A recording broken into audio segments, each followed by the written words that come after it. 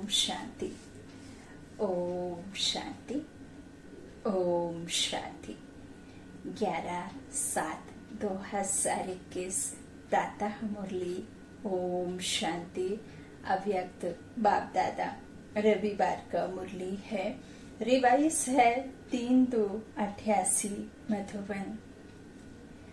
ब्रह्मा माता पिता की अपने ब्राह्मण बच्चों के प्रति 2 शुभ आशाएं। आज विश्व की सर्व आत्माओं की सर्व आशाएं पूर्ण करने वाले बाप दादा अपनी शुभ आशाओं के रूहानी दीपकों को देख रहे थे। रूहानी दीपक अर्थात हम आत्माएं, सितारे, शक्तियां, चैतन्य उन्हें देख रहे थे। रूहानी दीपकों को देख रहे थे।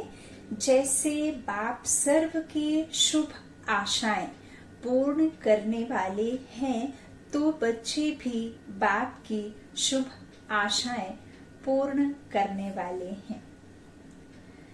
बाप बच्चों की आशाएं पूर्ण करते, बच्चे बाप की करते। बाप की बच्चों प्रति शुभ आशाएं कौन सी हैं, वह जानते हो ना। हर एक ब्राह्मण आत्मा बाप की आशाओं के दीपक हैं। दीपक अर्थात सदा जागती ज्योत, अर्थात खुद को विकारों से दूर रख, देह के भान से न्यारे रहे, आत्मा चैतन्य शक्ति समझ रहना। तो जागती ज्योत, दीपक अर्थात सदा जागती ज्योत। सदा जगा हुआ दीपक प्यारा लगता है ना, जलता हुआ दिया प्यारा लगता है ना। तो सदा जगा हुआ दीपक प्यारा लगता है। अगर बार बार टिमटिमाता दीपक हो तो कैसा लगेगा? बुझने की कगार पर रहता है तो कैसा लगता है? तो समय समय पर उस पे चेक करके ज्ञान घृत डालते जाइए और उसे सदा तेज रखिए, हैं, एक समान। इस तरह बार बार टिमटिमाता तो अच्छा नहीं लगेगा।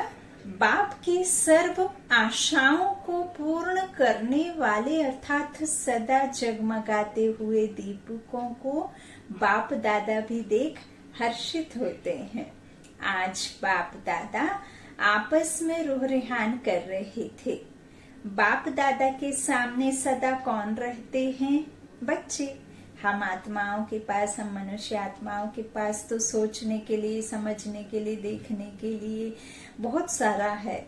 चिंताएं हैं, मुश्किलें हैं, यहाँ देहभान में आकर के कर्म हैं, बहुत सारे काम हैं। लेकिन वो सुप्रीम सोल बेहद के बाप को सिवाय बच्चों के और कुछ नहीं है ना। तो बाबा कहते इस तरह से रूह रिहान कर रहे हैं। तो बच्चे बाप दादा के सामने सदा कौन रहते हैं? बच्चे रहते हैं ना। तो रूह रिहान भी बच्चों की ही करेंगे ना। शिव बाप ब्रह्मा से पूछ रहे थे कि बच्चों के प्रति अब तक कोई शुभ आशाएं हैं? तो ब्रह्मा ने बोला कि बच्चे नंबरवार अपने शक्ति प्रमाण, स्नेह प्रमाण, अटेंशन प्रमाण सदा बाप की शुभ आशाओं को पूर्ण करने में लगे हुए हैं। लगे हुए जरूर हैं। हर एक की दिल में उमंग, उत्साह जरूर है। जबकि बाप ने हमारी सर्व आशाएं पूर्ण की हैं, तो हम भी बाप की सर्व आशाएं पूर्ण करके ही दिखाएं। लेकिन करके दिखाने में नंबरवार बन जाते हैं, है ना। सभी एक लाइन में नहीं है, कोई नीचे, कोई ऊपर, कोई ऊपर, कोई नीचे। इस तरह से ब्राह्मणों की ये अवस्था होती है। इसीलिए ब्राह्मणों की माला नहीं गाई हुई है, क्योंकि उनकी अवस्था नीचे ऊपर होती रहती है, मंडवाडोल होते रहता है। तो सबकी एक सही नहीं है। बाबा कहते हैं इस तरह से नंबरवार बन जाते हैं। सोचना और करके दिखाना, इसमें समान है, लेकिन सभी ऐसे नहीं हैं। जिस समय बाप के स्नेह और बाप द्वारा प्राप्तियों को स्मृति में लाते हैं कि बाप ने क्या बनाया और क्या दिया, तो स्नेह स्वरूप होने के कारण बहुत उमंग उत्साह में उठते हैं कि बाप ने जो कहा है वह मैं ही करके दिखाऊंगा। लेकिन जब सेवा के व संगठन के संपर्क में आते हैं, अर्थात प्रैक्टिकल करने के लिए कर्म में आना पड़ता है, तो कहाँ संकल्प और कर्म समान जो होना, तो बाबा कहते हैं कि जब कर्म में आना पड़ता है तो कहाँ संकल्प और कर्म समान हो जाता है, अर्थात वही उमंग उत्साह रहता है। और कभी कर्म में आने समय संगठन के संस्कार व माया व प्रकृति द्वारा आए हुए सरकमस्टांस रूपी पेपर कहाँ मुश्किल अनुभव कराते हैं। बाबा कहते हैं इस तरह, इसलिए स्नेह से जो उमंग उत्साह का संकल्प रहा, वह सरकमस्टांस कारण, संस्कार कारण करने में अंतर डाल देता है। फिर सोचते हैं अगर यह नहीं होता तो बहुत अच्छा होता है ना। वही बात की क्या क्यों कैसे में चले जाते हैं, और ये नहीं होना था, ये हो गया, तो ये अच्छा नहीं हुआ। इस तरह से अगर और मगर के चक्र में आ जाते हैं। होना तो यह चाहिए, लेकिन ऐसा हुआ इसलिए यह हुआ, है ना। अपनी मत पर मत डाल देते हैं कि ऐसे नहीं ऐसा, तो इस तरह से इस अगर मगर के चक्र में आ जाते हैं। इसलिए उमंग उत्साह का संकल्प और प्रैक्टिकल कर्म में अंतर हो जाता है। तो ब्रह्मा बाप बच्चों के प्रति विशेष दो आशाएं सुना रहे थे, क्योंकि ब्रह्मा बाप को साथ ले भी जाना है और साथ रहना भी है। शिव बाप तो साथ ले जाने वाला है राज्य में, वह सारे कल्प में साथ नहीं रहना है। शिव बाबा ले तो जाना है राज्य में, लेकिन पूरे कल्प साथ नहीं रहते ना। हमारा सतयुग में एक ही पिता, ना तो कहना चाहिए अव्यक्त और ना ही ऊपर सुप्रीम, वो सर्वशक्तिमान पिता की याद नहीं रहती ना। फिर बाबा कहते हैं कि अभी संगम पर जो ब्राह्मण आत्माएं हैं उनके तीन बाप, एक अव्यक्त बाप, दूसरा शिव परमात्मा और एक हमारे शरीर रूपी पिता। बाकी सर्व आत्माओं को जिनको नॉलेज नहीं है आत्मा और परमात्मा का, तो उनके दो, एक शरीर रूपी और एक जो कहना चाहिए कि ऊपर सुप्रीम सोल परम पिता परमात्मा, है ना। बाकी वो अव्यक्त बाप दादा को तो नहीं जानते ना, प्रजा पिता तो ब्राह्मण मुख वंशावली ब्रह्मा कुमार कुमारियां, है ना। तो बाबा कहते हैं इस तरह से सतयुग में तो एक ही रहेंगे और मैं तो साथ रहूंगा नहीं। तो बाबा कहते हैं कि राज्य में वह सारे कल्प में साथ नहीं रहना है, वह सदा साथ रहने वाला है। कौन? ब्रह्मा, और वह साक्षी हो देखने वाला है। अंतर है ना। ब्रह्मा बाप को बच्चों के प्रति सदा ही समान बनाने की शुभ आशाएं इमर्ज रहती हैं। सदा ही आप समान बाप समान बनाने की उनमें जो है थॉट ही इमर्ज होते रहती हैं। तो वैसे बाप दादा दोनों जिम्मेवार हैं, लेकिन फिर भी रचता साकार में ब्रह्मा है, रचता साकार में ब्रह्मा है। इनके तन का आधार लेते हैं तो साकार में ब्रह्मा के द्वारा ही तो साकार हुआ। तो इसलिए साकार रचता को साकार रचना के लिए स्वतः ही स्नेह रहता है। पहले भी सुनाया था ना, बच्चे माँ बाप दोनों के होते हैं, लेकिन फिर भी माँ का विशेष स्नेह बच्चों से रहता है, क्योंकि पालना के निमित्त माँ बनती है। बाप समान बनाने वाली निमित्त माँ होती है। ये बातें बहुत गुहा हैं, समझने की हैं। तो यहाँ ब्रह्मा माँ की बात हो रही है। लौकिक जीवन में हमारी माँ जैसे निमित्त बनती है, हमें पालना देती है। भल बाप ना हो तो बच्चे पैदा ना हो इस संसार में। यहाँ तो रावण राज्य में तो होते ही हैं बच्चे, है ना, विकारों से, तो फिर बिना पिता के तो संभव नहीं है। तो माँ पालना देती है और माँ का स्नेह ज्यादा होता है बच्चों से। तो बाबा कहते हैं कि निमित्त माँ बनती है, बाप समान बनाने वाली निमित्त माँ होती है। तो बाप समान बनाने वाली यहाँ ब्रह्मा माँ है ना बच्चों को, तो इस तरह से बाप समान बनाने वाली, इसलिए माँ की ममता गाई हुई है। यह शुद्ध ममता है, मोह वाली नहीं है, विकार वाली नहीं।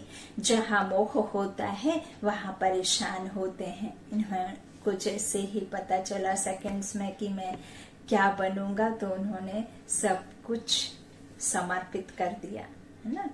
बिल्कुल कितना ना उनके पास में स्थूल धन था, कितना हीरे के व्यापारी थे, हाँ, जगह जगह उनका नाम था, सब कुछ था। उनको पता चला कि मुझे विश्व की राजाई मिलेगी, तो उन्होंने सब कुछ दे दिया, है ना, और सब कुछ बच्चों के लिए ही खर्च किया, क्योंकि बच्चे ही जो सतयुग की स्थापना में कार्य में, वही जो कहना चाहिए कि स्थापना के कार्य में सहयोगी आत्माएं, है ना, और वही विश्व पर शांति स्थापन करने वाली निमित्त आत्माएं। तो फिर उनके लिए ही सब कुछ 350 वो मंडली के नाम से जानती थी, तो 350 के करीब जो भी वो बच्चे थे हॉस्टल में थे, तो उनकी पूरी देखभाल नंबर 1 से A ग्रेड तरीके से करना, पूरा सब कुछ सेल्फ से, किसी से मांगा नहीं, है ना। तो यह एकदम कहना चाहिए कि निस्वार्थ, है ना, जैसे माँ करती है वैसे ही, किसी से कोई आस नहीं रखी, निष्काम सेवा। तो इस तरह से बाबा कहते हैं कि यह शुद्ध ममता है, मोह वाली नहीं, विकार वाली नहीं। जहाँ मोह होता है वहाँ परेशान होते हैं, और जहाँ रूहानी ममता कहो, स्नेह कहो, वह होगा तो माँ को बच्चों के प्रति शान होता है, परेशान नहीं होती। तो ब्रह्मा माँ कहो, बाप कहो, दोनों रूप से बच्चों के प्रति कौन सी विशेष आशाएं रखते हैं। एक बाप प्रति आशा है और दूसरी ब्राह्मण परिवार के प्रति शुभ आशा है। बाबा कहते बाप प्रति शुभ आशा है कि जैसे बाप दादा साक्षी भी हैं और साथी भी हैं, बाप दादा साक्षी भी हैं और साथी भी हैं, ऐसे बाप दादा समान साक्षी और साथी, समय प्रमाण दोनों ही पाठ सदा बचाने वाले महान आत्मा बने। तो बाप प्रति शुभ आशा हुई, बाप दादा समान साक्षी साथी बनना। एक बात में बाप दादा दोनों बच्चों से पूर्ण संतुष्ट हैं, वह क्या, हर बच्चे का बाप दादा से स्नेह अच्छा है, हर बच्चे का बाप दादा से स्नेह अच्छा है। बाप दादा से स्नेह कभी टूटता नहीं है, और स्नेह के कारण ही चाहे शक्तिशाली बन, चाहे यथाशक्ति बन चल रहे हैं। ब्राह्मण आत्मा रूपी मोती बन स्नेह के धागे में पिरोए हुए जरूर हैं। यदि परमात्मा, यदि बाप दादा इतने मीठे ना हो, इतना सब कुछ बच्चे करते हैं, फिर भी मीठे मीठे मीठे बच्चे कहकर थकते नहीं हैं। किसी को भी इस तरह से कोई कहना चाहिए कि दोषी या कोई इस तरह से बातें नहीं करते हैं। बाबा मीठा मीठा कह के थकते नहीं हैं, कितने प्यार से बच्चों को पुकारते हैं। तो बाबा कहते हैं इस तरह से जो है, इसी कारण यही एक स्नेह है जो ईश्वर को भी हमारे प्रेम में बांध देता है ना। तो बाप दादा से स्नेह कभी टूटता नहीं है।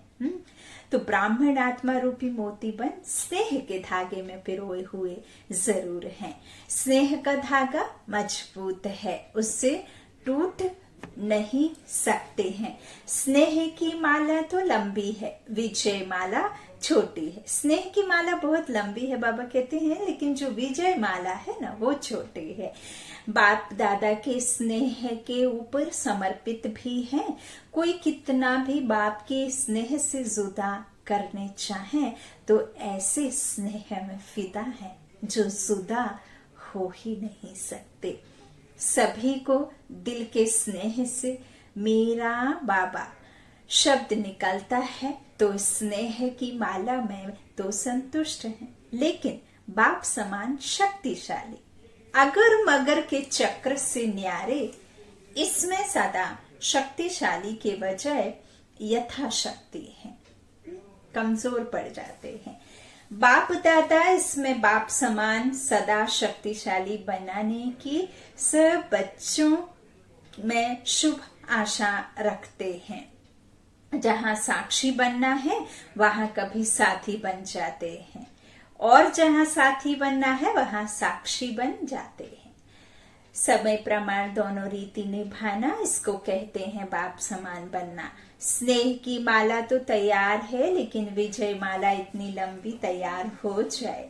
बाप दादा यही शुभ आशा रखते हैं कि 108 तो क्या, बाप दादा खुली छुट्टी देते हैं। जितनी विजयी बनने चाहो उतनी बड़ी विजयी माला बन सकती है। 108 की हद में भी नहीं आओ, मैं ही है ही 108 नंबर, हम तो उसमें आ नहीं सकते, ऐसी कोई बात नहीं है। बनो बाबा कहते हैं, है ना। कई के ऐसे मन में संकल्प रखते हैं कि अब महाराजा महारानी लक्ष्मी नारायण का तो नक्की है, फिर जो 8 रत्न हैं वो भी नक्की हैं, फिर उसके बाद में जो कहना चाहिए और माला के जो मणके हैं 100 वो भी नक्की हैं, तो फिर हम क्यों पुरुषार्थ करें, है ना। इस तरह से बाबा कहते हैं कि 100 हद की जो 108 की हद में भी नहीं आओ तो मैं ही है ही 108 नंबर, तो हम तो उसमें आ नहीं सकते। इस तरह से भी बाबा कहते कोई बात नहीं, बनो। बाबा कहते हैं विजयी बनने के लिए एक बैलेंस की आवश्यकता है। याद और सेवा का बैलेंस तो सदा सुनते रहते हैं, याद और सेवा की। बाबा कहते लेकिन याद और सेवा का बैलेंस चाहते हुए भी रहता क्यों नहीं है, समझते हुए भी कर्म में क्यों नहीं आता है। उसके लिए एक और बैलेंस की आवश्यकता है। वही बैलेंस ब्रह्मा बाप की दूसरी आशा है। एक आशा तो बाप प्रति हुई समान बनने की, दूसरी आशा परिवार प्रति, वह है हर ब्राह्मण आत्मा प्रति सदा शुभ भावना, शुभ कामना, कर्म में रहें, सिर्फ संकल्प तक व चाहना तक नहीं, है ना। बाबा कहते हैं चाहते तो हैं, कई कहते हैं चाहना तो यही है कि शुभ भावना रखें, लेकिन कर्म में बदल जाता है। बाबा कहते इसका विस्तार पहले भी सुनाया है। परिवार प्रति सदा शुभ भावना, शुभ कामना क्यों नहीं रहती, इसका कारण जैसे बाप से दिल का स्नेह है, जिगर का स्नेह है, और दिल के जिगर के स्नेह की निशानी है कि अटूट है। बाप प्रति कोई कितना भी आपको, बाबा कहते हैं कि मिसअंडरस्टैंड, गलत फहमी करे, वह कोई भी आपको कैसी भी बातें आकर सुनाए, वह कभी साकार में स्वयं बाप भी कोई बच्चों को आगे बढ़ने के लिए कोई इशारा व शिक्षा दे, लेकिन जहाँ स्नेह होता है वहाँ शिक्षा व कोई भी परिवर्तन का इशारा मिसअंडरस्टैंडिंग पैदा नहीं करेगा। जिससे आप प्यार करते हैं, निस्वार्थ प्यार करते हैं, जिससे आपको एक्सपेक्टेशन नहीं, हर एक गलती, हर एक भूल को एक्सेप्ट करना शुरू कर देते हैं, जिससे आपको प्रेम, आपका जो भी प्रेमी होता है तो उसकी हर गलती आपको एक अदा लगती है।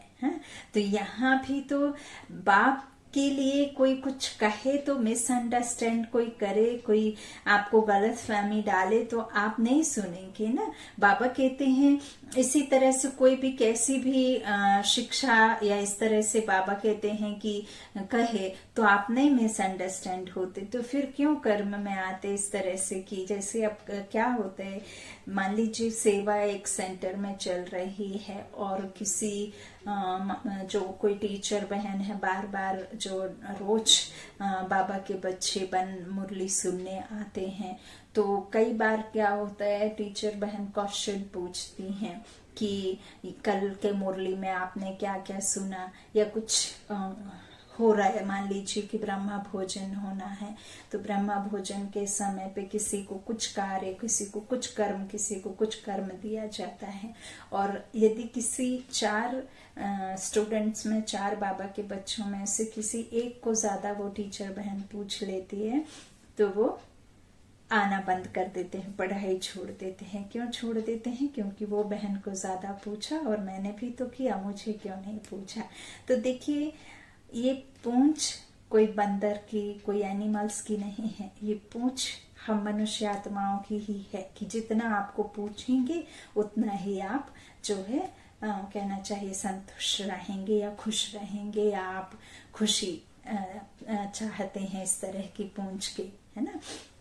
पूछे कोई हमें पूछे तो ये तो आपकी बेहद की पढ़ाई है, बेहद का बाप पढ़ा रहा है, तो इसमें पूछने ना पूछने की और कोई पूछ की बात ही नहीं है ना। इसमें तो आपको कोई मनुष्य तो पढ़ा नहीं रहा है, तो ये पढ़ाई किसी भी हालत में नहीं छोड़नी है। बाप से स्नेह रखना है ना, बाप समान बनना। तो बाबा तो खुद ही देखिए जो अव्यक्त होके भी साकार में, जिन्होंने उन्हें कभी नहीं देखा वो भी ऐसा अनुभव करते हैं, मर्स करते हैं कि वो मेरे सम्मुख हैं, हाँ, साकार रूप में, और अभी भी हमारी पालना कर रहे हैं। तो इस तरह से बाबा हमें समझाते हैं। बाबा कहते हैं कोई बच्चों को आगे बढ़ने के लिए कोई इशारा व शिक्षा दे, लेकिन जहाँ स्नेह होता है वहाँ शिक्षा व कोई भी परिवर्तन का इशारा इस जो है मिसअंडरस्टैंडिंग पैदा नहीं करेगा। तो सदैव यही भावना रहती है व रही है कि बाबा जो कहता है उसमें कल्याण है। कभी स्नेह की कमी नहीं हुई और ही अपने को बाप के दिल के समीप समझते रहे कि यह अपनेपन का स्नेह है। इसको कहते हैं दिल का जिगरी स्नेह। मैंने रिपीट किया, बाबा कहते जो भावना को परिवर्तन कर देता है, बाप के प्रति स्नेह की निशानी सदा ही बाप ने कहा और हाँ जी का पाठ है ना तो किया। ऐसे ब्राह्मण परिवार के प्रति सदा ही ऐसा दिल का स्नेह हो, भावना परिवर्तन की विधि हो, तब बाप और परिवार में स्नेह का बैलेंस है। तो अब ये परिवार ईश्वरीय परिवार, विश्व एक परिवार, हम सर्व आत्माएं आपस में भाई भाई, कोई अलग अलग तो नहीं है ना, कोई दोस्त कोई दुश्मन नहीं है। भाई भाई के प्रति क्या द्वेष भावना रखना। तो बाबा कहते हैं इस तरह से जो है, इस तरह जो हमें बाबा कहते हैं कि भावना को परिवर्तन कर देता है, क्योंकि हम एक परिवार हैं। तो इस तरह से बाबा कहते हैं बाप के प्रति स्नेह की निशानी सदा ही बाप ने कहा और हाँ जी किया। तो बाबा कहते हैं तब बाप और परिवार में स्नेह का बैलेंस है, तो याद और सेवा का बैलेंस स्वतः ही प्रैक्टिकल में दिखाई देगा। तो बाप के स्नेह का पलड़ा भारी है, लेकिन सर्व ब्राह्मण परिवार में स्नेह का पलड़ा बदलता रहता है। कहा है ना कि स्थिति परिस्थिति जो है उनकी ऊपर नीचे होती रहती है ना। तो कभी भारी कभी हल्का, किसके प्रति भारी किसके प्रति हल्का, तो यह बाप और बच्चों के स्नेह का बैलेंस रहे, यही ब्राह्मण बाप की दूसरी शुभ आशा है। समझा? इसमें बाप समान बनो। स्नेह श्रेष्ठता, स्नेह ऐसी श्रेष्ठता है जिसमें आपने किया या दूसरे ने किया, इसमें दोनों में समान खुशी का अनुभव हो। दूसरों की जीत में ही हमारी खुशी, दूसरों का ऊपर उठना तो हमें उनसे अधिक खुशी, क्योंकि हमारा भाई ही ऊपर उठता है तो हमें अपने भाई को, अनुज को अपने गले लगा उसे और प्रोत्साहन देना है, हिम्मत, और उसे खुशियों का उपहार देना है, खुश होकर के स्नेह का बैलेंस रखना है ना, क्योंकि हम एक परिवार। तो इस तरह से बाबा कहते हैं स्नेह का बैलेंस रहे। तो यही शुभ आशा है दूसरी ब्रह्मा बाबा की। इसमें बाप समान बनो, और इस स्नेह बाबा कहते हैं ऐसी श्रेष्ठता है जिसमें आपने किया या दूसरे ने किया, तो इसमें दोनों में समान खुशी का अनुभव हो। जैसे बाप दादा स्थापना के कार्य अर्थ निमित्त बने, लेकिन जब बच्चों को सेवा में साथी बनाया, अगर प्रैक्टिकल में बाप से भी बच्चे ज्यादा सेवा करते रहे हैं, तो बाप दादा सदा बच्चों को सेवा में आगे बढ़ते स्नेह के कारण खुश रहें। यह संकल्प कभी भी दिल के स्नेह में उत्पन्न नहीं हो सकता कि बच्चे क्यों सेवा में आगे जाएं। निमित्त तो मैं हूं, मैंने ही इनको निमित्त बनाया है, तो मेरा ही क्रेडिट होना चाहिए, इस तरह से नहीं सोचते ना। तो कभी स्वप्न मात्र भी यह भावना उत्पन्न नहीं हुई, किसके? बाप दादा के। तो इसको कहा जाता है सच्चा स्नेह, निस्वार्थ स्नेह, रूहानी स्नेह। सदा बच्चों को आगे निमित्त बनाने में हर्षित रहे। बच्चों ने किया या बाप ने किया, मैं पर नहीं रहा, मेरा काम है, मेरी ड्यूटी है, मेरा अधिकार है, मेरी बुद्धि है, मेरा प्लान है, नहीं। स्नेह यह मेरापन मिटा देता है। आपने किया सो मैंने किया, मैंने किया सो आपने किया, क्योंकि हम एक समान बाप के एक बच्चे हैं। तो इस तरह से यह शुभ भावना व शुभ कामना, इसको कहा जाता है दिल का स्नेह। स्नेह में कभी अपना या पराया नहीं लगता। स्नेह में कभी स्नेह का बोल, बाबा कहते स्नेह में कभी स्नेह का बोल कैसा भी साधारण हुज्जत का बोल हो, लेकिन फील नहीं होगा, है ना। कई बार आपने देखा है फेस एक्सप्रेशन भी, जैसे नहीं भी कितने तरीके से आप कर सकते हैं। नहीं करना, मैं ही करूं, अभी नहीं, थोड़ी देर रुको, मैं अभी आती हूँ फिर कर दूंगी, तो ये नहीं। फिर एक होता है बहुत गुस्से में, नहीं किया, तो बहुत सारे कहना चाहिए कि आप उसी बात को, यदि भल वो है नहीं में, लेकिन आपका वो नहीं किस भावना से और किस मनसा से किया जा रहा है ना। तो ये भी तो स्नेह ही है। स्नेह की भाषा भले ही आपकी नाही में हो, लेकिन वो भी सामने वाला मानता है ना। तो इस तरह से बाबा कहते हैं कि स्नेह में कभी अपना या पराया नहीं, तो जो हुज्जत का बोल हो लेकिन फील नहीं होगा, है ना। भले ही प्राउडी वो शब्द हो, भले ही ऐसा हो, लेकिन कभी भी उसमें फीलिंग नहीं होगा कि इसने हमें नकारा या इसने ऐसा कुछ कहा, तो फीलिंग नहीं आएगी, इसने यह क्यों कहा, है ना।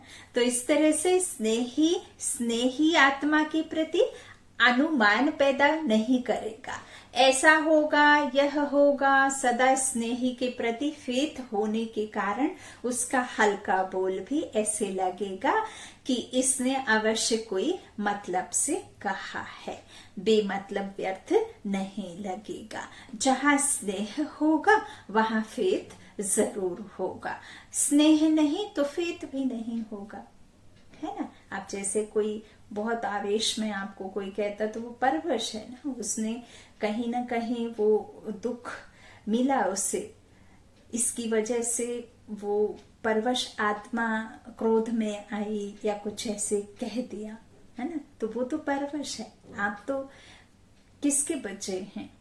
दाता के बच्चे हैं ना, स्नेह के सागर के बच्चे हैं ना, आप तो प्रेम के सागर के बच्चे हैं, सुख दाता के बच्चे हैं, है ना, सुख कर्ता के बच्चे हैं। तो इस तरह से बाबा कहते हैं कि जहां स्नेह होगा वहां फेथ जरूर होगा, है ना।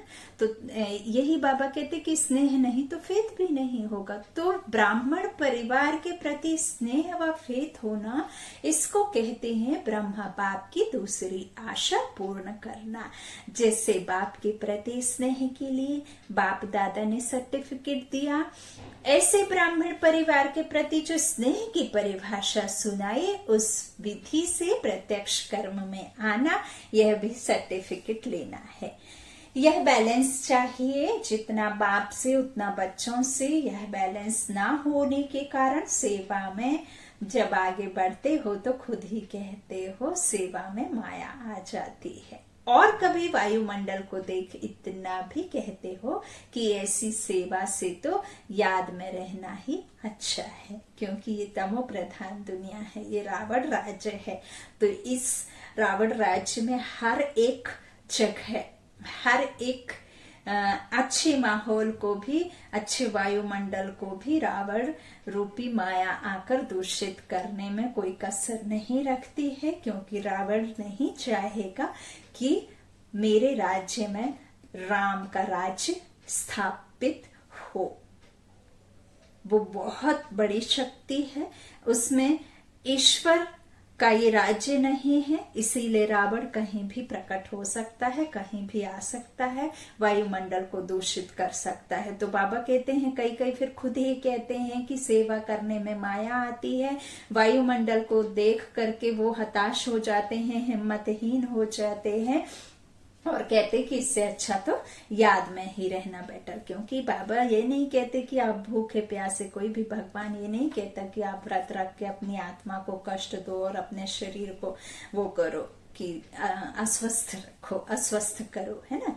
मन लगा है, भूख लगी है, लेकिन हम खाना नहीं खा रहे क्योंकि हमने भगवान को खुश करने के लिए हमने व्रत रखा। तो वो संकल्प चल रहा है कि आज मैं भूखा हूँ, भूखा हूँ, भूखा हूँ, भगवान कैसे सुखी होंगे। तो भगवान कहते हैं कि जो इस समय आप मेरे ज्ञान में चलते हुए जो मनुष्य आत्माओं को इस दुनिया में जो मेरा परिचय देते हैं, तो कई कई मेरे परिचय लेने से पहले मेरा मजाक भी उड़ाते होंगे और कई कई आपको ऐसा पागल भी समझते होंगे, कई कई अपशब्द भी कहते होंगे, कई कई बहुत बुरा भला भी बोलते होंगे। तो वो बुरे भले को आपको कहना चाहिए कि सहन करना है ना, क्योंकि आप परमात्मा का परिचय देते समय कोई कुछ भी कह सकता है, क्योंकि ये मनुष्य आत्माएं उसे जानती नहीं, समझती नहीं है, बिकारी आत्मा है ना। तो इस तरह से बाबा कहते हैं कि जो ऐसा कहते हो कि ऐसी सेवा में से याद अच्छा है, तो सबसे सेवा छुड़ा के भट्टी में बिठा दो। तो आप लोगों के पास यह संकल्प होते हैं समय प्रमाण। वास्तव में सेवा माया जीत बनाने वाली है, माया लाने वाली नहीं है। ये पॉइंट याद रखने जैसा है। लेकिन सेवा में माया क्यों आती है? इसका मूल कारण दिल का स्नेह नहीं है ना। किसी से दिल का स्नेह नहीं होने से ही तो बात बुरी लगती है। तो बाबा कहते परिवार के प्रमाण स्नेह है, लेकिन दिल का स्नेह त्याग की भावना उत्पन्न करता है ना। आपकी इच्छाओं को आप सामने वाले, यदि आपका कोई आशिक माशुक है तो वो क्या करते हैं, क्यों उनसे उनका लगाव होता है? क्योंकि वो आपकी हर एक बात मानते हैं ना, क्योंकि दिल का स्नेह होता है। तो इसी तरह से यदि आप इस स्नेह से सेवा करेंगे, लेकिन दिल का स्नेह त्याग की भावना उत्पन्न करता है ना, तो बाबा कहते हैं वह ना होने के कारण कभी कभी सेवा माया रूप बन जाती है, और ऐसी सेवा को सेवा के खाते में जमा नहीं कर सकते। चाहे कोई भी 50-60 सेंटर्स खोलने के भी निमित्त बन जाए, लेकिन सेवा के खाते में या बाप दादा की दिल में सेवा का जमा खाता उतना ही होता है जो माया से मुक्त हो। समझ के बाबा ने बैलेंस करके दिखाया कि चाहे कोई 50-60 सेंटर्स खोलने के निमित्त बन जाए, और दूसरा उसी जगह पे, लेकिन सेवा के खाते में बाबा कहते बाप दादा की दिल में सेवा का जमा खाता उतना ही होगा जो आत्मा, विकारी आत्मा अपने को माया से मुक्त रखे और योग युक्त हो करते हो, माया मुक्त और योग युक्त हो करते हो, तो इन दोनों का बैलेंस एक समान है। किसके पास 2 सेंटर्स हैं? देखने में 2 सेंटर्स की इंचार्ज आती है और कोई 50 सेंटर्स की इंचार्ज दिखाई देती है, लेकिन अगर 2 सेवा केंद्र भी निर्विघ्न हैं, माया से, हलचल से, स्वभाव संस्कार की टक्कर से मुक्त है, तो 2 सेंटर्स वाले का भी 50 सेवा केंद्र वाले से ज्यादा सेवा का खाता जमा है। इसमें खुश नहीं हो जाओ कि मेरे 30 सेंटर्स हैं, 40 सेंटर्स हैं, लेकिन माया से मुक्त कितने सेंटर्स हैं?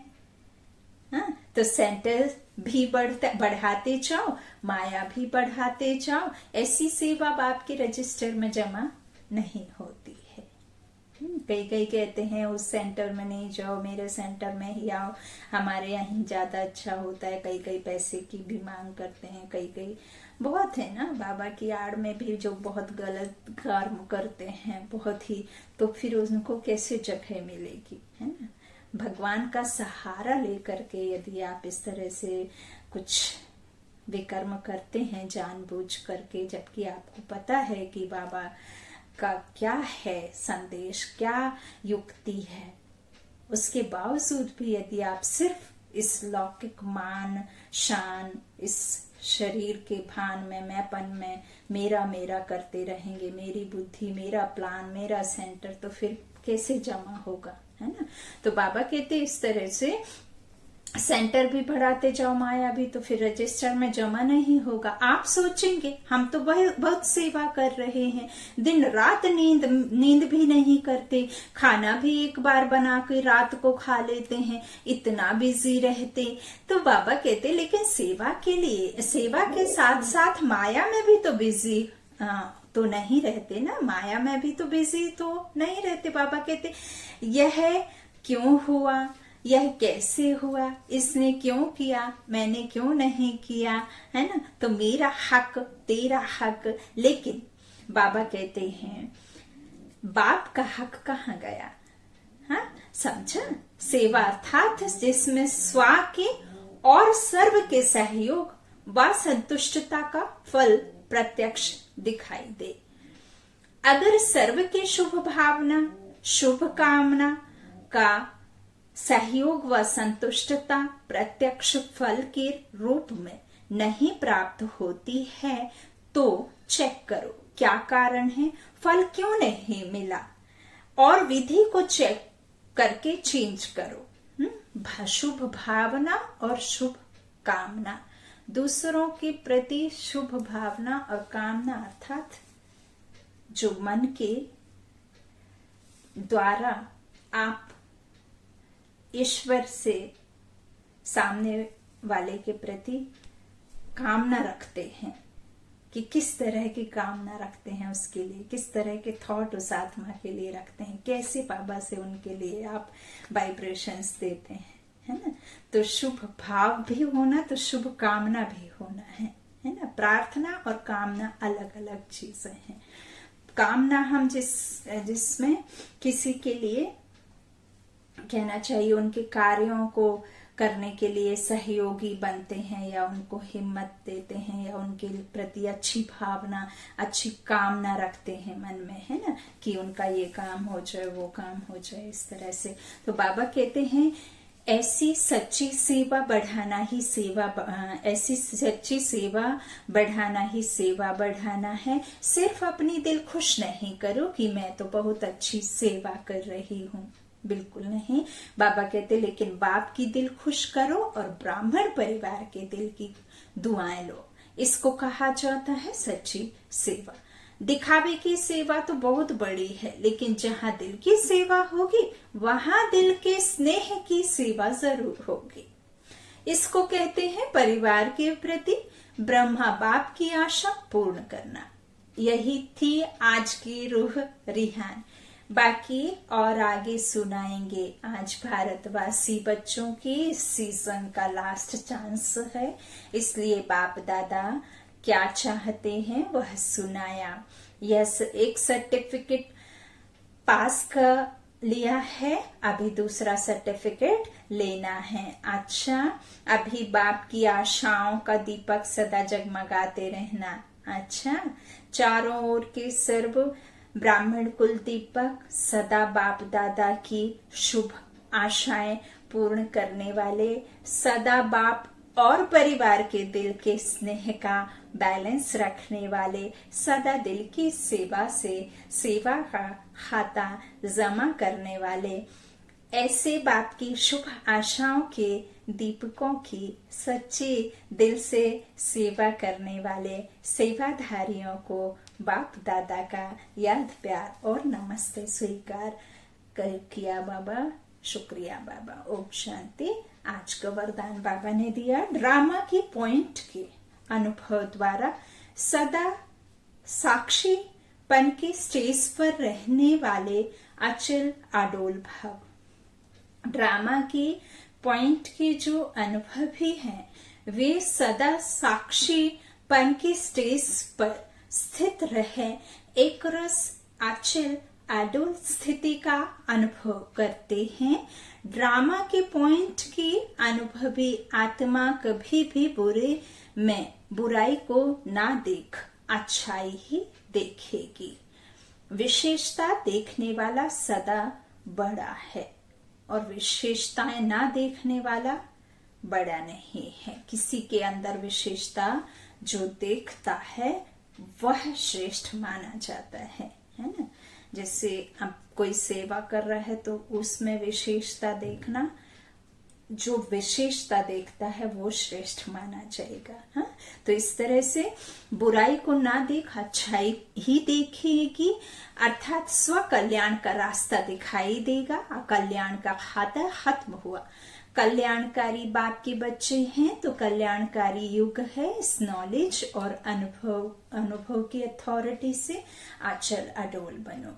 आज का स्लोगन है, जो समय को अमूल्य समझकर सफल करते हैं वह समय पर धोखा नहीं खाते हैं। जो समय को अमूल्य समझकर सफल करते हैं वह समय पर धोखा नहीं खाते हैं। संसार में इतनी बड़ी बड़ी हस्तियां हैं जिनका नाम रोशन हुआ है, उनके पास भी 24 घंटे थे और जो नहीं हुए हैं फेमस उनके पास भी 24 घंटे थे। तो अब उन्होंने जो फेमस हुए उन्होंने समय को अमूल्य समझकर अपना समय सफल किया, और जिन्होंने समय को अमूल्य नहीं समझा तो वो सफल नहीं हो पाए। समय ऐसा नहीं कि आपके पास 24 घंटे थे और उनके पास 12 घंटे थे। समय दोनों के पास इक्वल थे। कि उनके पास 36 थे आपके पास 12 थे, ऐसा तो नहीं था। तो यही बाबा कहते कि समय को अमूल्य समझकर सफल करते रहो, वह समय पर धोखा नहीं खाते। ओम शांति। ओम शांति। शुक्रिया। ओम शांति।